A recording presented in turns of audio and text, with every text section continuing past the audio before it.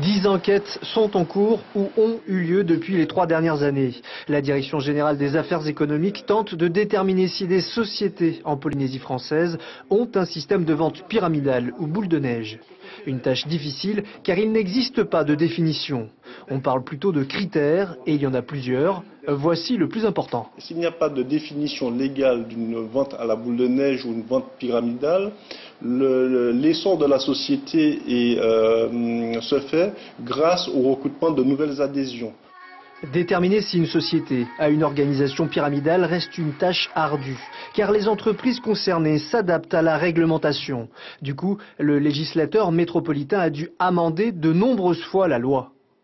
Le texte vise non seulement les marchandises, mais également les prestations de services. Alors qu'initialement en métropole, à l'origine, le texte ne parlait que de marchandises.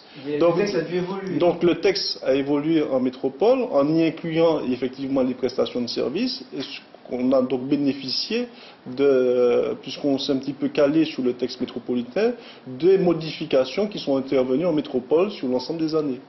Malgré l'évolution de la loi, prouver qu'une entreprise est pyramidale reste difficile. Chacun se doit d'être vigilant.